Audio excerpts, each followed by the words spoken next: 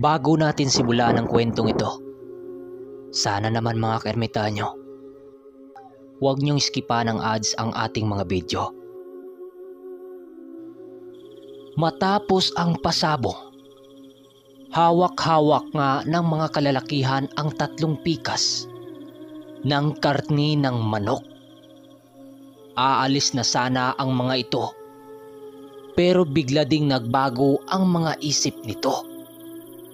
Nagpasya itong doon na lang lutuin ang mga bihag sa kung saan nag-iinuman sila nuli. Makalipas lang ang 1 oras, masaya ngang nakipag-inuman ang pangkat ni Manong Duming sa mga kalalakihan. Kung kaya't naglabas ulit ng mga tuba ang mga kasapi nilang mga antingero nang siyang ikinatuwa ng husto ng mga lalaki. Ayon pa kay Nuli, halos kulang-kulang 20 sila katao ang nag-iinuman sa bakuran. Lumipas ang ilang oras, sila na lang ang natirang nag-inuman. Dahil nagsisiuwian na ang mga dumayo sa kanila, gawa ng marami pa umano itong mga ipastol na mga alagang hayop. Tanghali na nun, habang nag-iinuman sila, napatanong naman si Nuli kay Manong Duming ng, "Manong, kailan kaya darating ang mga kasama natin galing sa Tungaw?" Tanong niya. Sumagot naman ito ng, "Hindi ko pa alam, iho, ang insaktong oras. Pero maaring sa mga susunod na araw ang pagdating nito. Piliin nating umiwas sa mga sigalot kahit anong mangyari upang hindi tayo malagasan ng mga kasama. Bukas mga kasama, Carpio, gagawa tayo ng mga patibong sa paligid upang mahirapan ang mga mambabarang na tayo ay pasukin. Sa ngayon, pangdepinsang bagay lang muna tayo upang mailigtas natin ang lahat na may karamdaman na ating mga kapatid." Wika ni Manong Duming. Habang sila ay nag-uusap, panay naman ang pagluluto nila Danilo ng mga bihag. Dahil sa libang na libang noon ang kanilang pangkat, ay halos hindi nila namalayan ang takbo ng oras. Saktong sumapit na noon ang tanghalian, at dali-dali naman nilang tinulungan ang kanilang mga kasamahan upang ihanda ang tanghalian.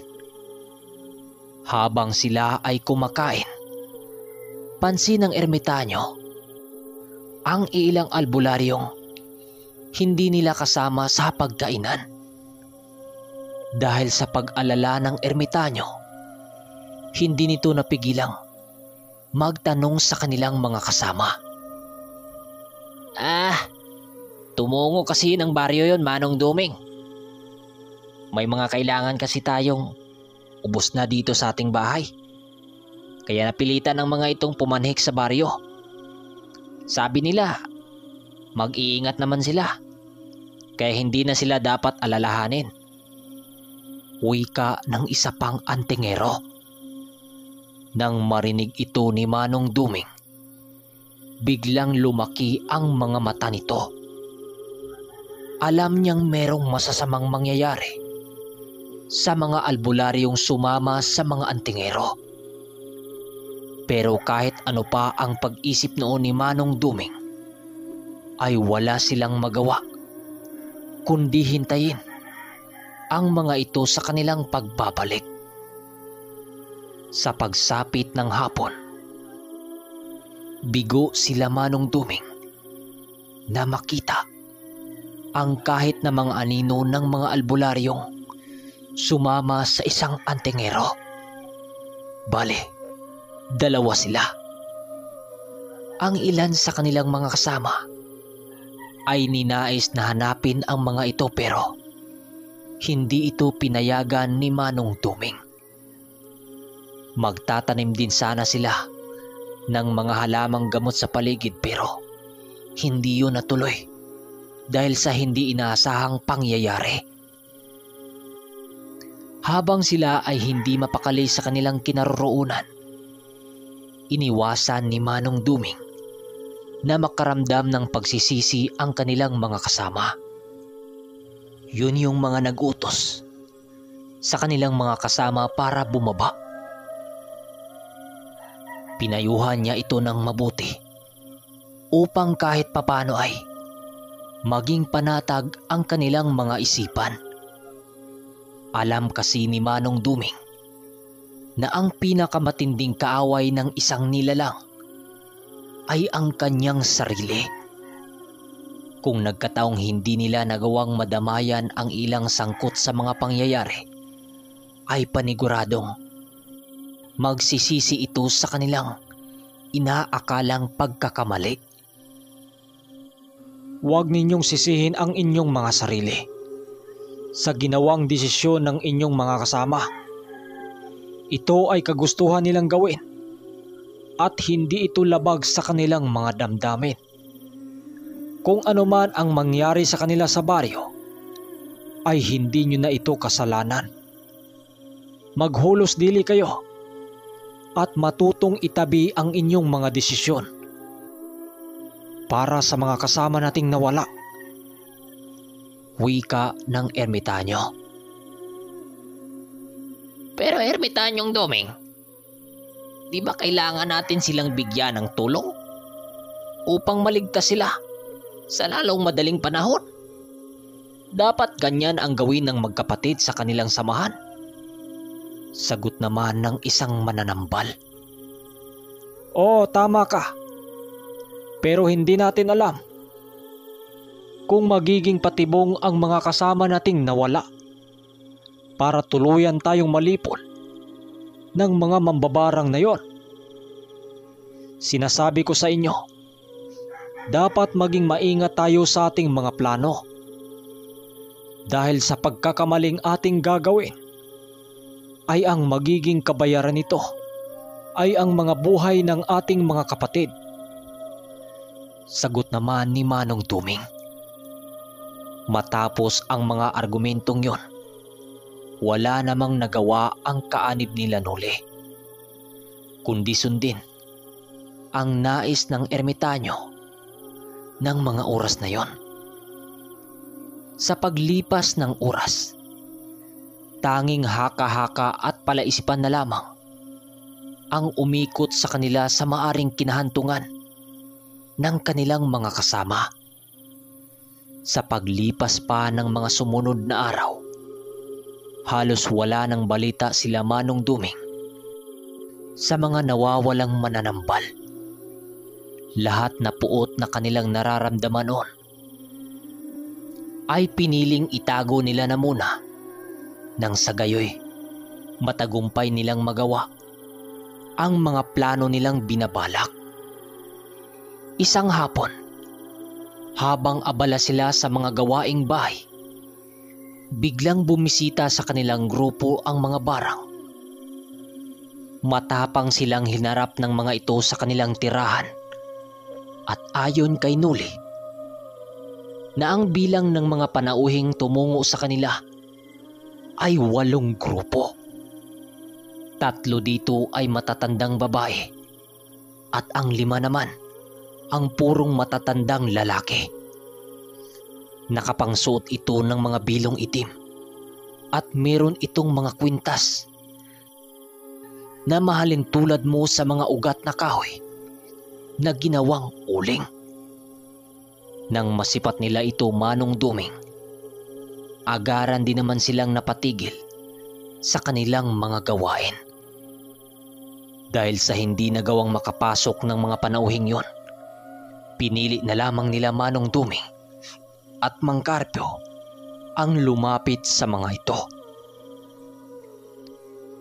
Paglapit nila sa mga panauhin, ramdam nila ang mga presensyang dala-dala nito.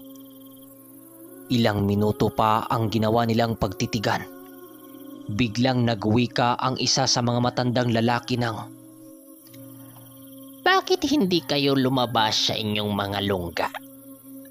Masyado na bang bahag ang inyong mga buntot para katakutan kami? Nahigit pa sa pagkatakot ninyo sa inyong Panginoon. Kami ay labis na lulungkot para sa sinapit ng inyong mga kasama. Tinalikuran ninyo ang inyong mga kapatid at hinayaan ninyong magdusa sila sa aming mga kamay. Sa susunod nating pagtatagpo, sisiguraduhin naming tuluyang maglaho ang harang na namagitan sa ating pangkat. Hindi ninyo matatakasan ang bagsik at galit ng aming angkan. Sabay tawa nito ng nakakaasar. Nang marinig ito nila Manong Duming at Mang Carpio, doon nila nakumpirma na ang mga mambabarang ang dumukot sa mga kasama nila. Kahit nang nanggalaiti noon sa galit sila Danilo at Noli, pilit pa rin nilang pinipigilan alang-alang sa kanilang sinasagawang plano. Kailangan pa kasi nilang maghihintay upang matagumpay na dumating ang hinihingi nilang tulong galing ng tarusan. Ang tulong na kanilang hinihintay noon ay galing sa mga babay lang nakatira sa tungaw, na kung saan marami ng karanasan sa pakipagdigma laban sa mga babarang at manggamot ng kahit na anong sakit. Matapos makapagwika ng matanda, ay halos hindi mahulma ang mga kasama nila Noli. Dahil sa sobrang galit ng mga ito, animoy labis-labis ang kanilang pagpipigil para lamang maisagawa ang kanilang mga plano. Mga kapatid, huwag ninyong isipin ang kanilang mga sinabi. Tayo ay inuudyok lamang ng mga yan upang mahulog sa kanilang mga bitag. Huwag ninyong hayaang manaig sa inyong puso ang galit at paghihiganti laban sa mga nilalang na ito. Pilit niyong damhin ang inyong lungkot at galit na nadarama. Hayaan niyong yan ang tatatak sa inyong kaluluwa. Sa ngayon, ito ang kailangan nating gawin upang isakatuparan ang mga bagay na nararapat dito sa ating lugar. Wika ng ermitanyo. Nang marinig ito ng mga mambabarang, tanging pagtawa lang naman ang ginawa ng mga ito. Sa bawat pagtawa ng mga yon, ay dumudura ito sa bakura nila Manong Duming na para bang ito ay nanghahamak. Hinayaan lang naman nila ang mga mababarang na yon upang hindi na tumaas ang tensyon sa paligid. Nang magsawa na ang mga mababarang, pinili na din itong lisanin ang mga tahanang tinutuluyan nila Manong Duming. Habang papaalis ang mga ito, bakas na bakas sa pagmumukha ni Noli ang labis na galit. Nais man niyang takutin ang mga panauhing yon pero hindi niya ito maaring gawin alinsunod sa mga balak ng kanyang maestro. Nang tuluyan ng makalayo ang mga mababarang doon sa kanilang tirahan, agad din namang bumalik sila Manong Duming sa kanilang mga gawain. Napakaraming katanungan noon ang kanyang mga kasamahan, pero hindi na niya nagawang napansin ang mga ito. Sa pagsapit ng hating gabi, habang sila ay natutulog, bigla na naman silang nagulantang nang marinig nila ang pagsisigawan ng mga aso. Alam nilang merong nilalang napapalapit sa kanilang tahanan, kung kaya't pinili nilang makiramdam sa buong paligid. Sinuli noon, panay naman ang pagsisipat sa labas ng kanilang tahanan. Habang siya ay nagmamasid, maigi namang nakikiramdam sila Manong Duming sa paligid. Pinatay na rin nila ang gaserang nagbibigay liwanag upang hindi sila madaling makita ng mga nilalang. Ilang minuto pa ang makalipas, biglang nagwika si Nuli kay Manong Duming ng,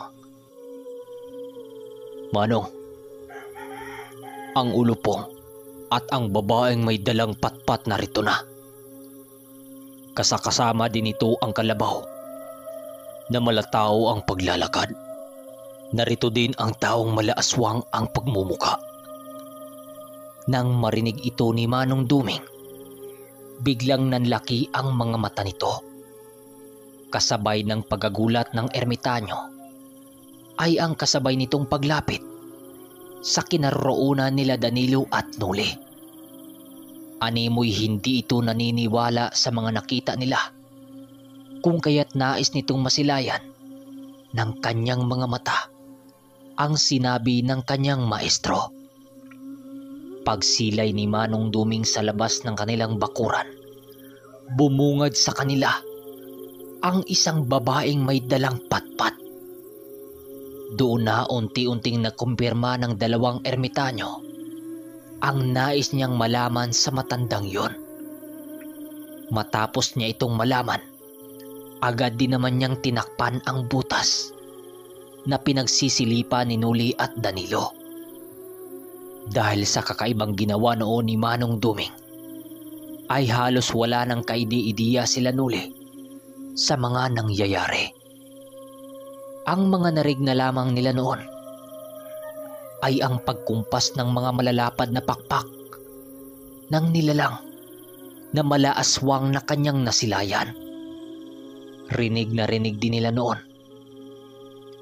Okay, hanggang dito na muna mga kaermitanyo at simulan natin ang shoutout. Maraming salamat. Unang-una sa ating listahan, Gino Carcuevas, shoutout sa iyo idol. Jiri Saribay, shoutout sa iyo. Doyjon TV from Cambridge, Ontario, Canada, shoutout sa iyo. Rini Abalos, Duro Family from Taytay Rizal, shoutout sa iyo. Inting Boy Lisahan, shoutout sa iyo. Brian Benz Channel, Tay Manilio from Ormoc Leyte, Erben Iroho, Bianis Cabido, shoutout sa iyo. Baliho Family from Lapu-Lapu, Riyadh, Saudi Arabia, Lister Yuki, Alben, Umbid Christian, Glenn Crisostomo, Francisco, shoutout sa iyo. Valencia City, Bukidnon, shoutout sa iyo.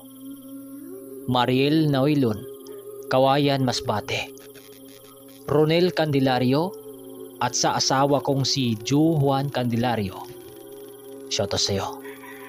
Family Lusones Giron at kay Leonid Lumingked, Dublin, Ireland, shoutout sa iyo. Silosa Family from Barbasa, Antique, Vincent Trigala from Quezon City, Bonita Family from Ricardo, Southern Leyte at kay Alger Cuervo, Philip Bacala from Tayod, Consolacion, Cebu, shoutout sa iyo. At kay Army Tyson from Misamis Occidental. Maraming salamat sa pag-antabay nyo sa ating kwento. At kapag hindi pa kayo nakapag-subscribe sa ating channel, huwag nyong kalimutang mag-subscribe at i-hit ang notification bell para maging updated kayo sa bawat kwento natin. Maraming salamat. Hanggang sa pagbabalik ng Ang Ermitanyo.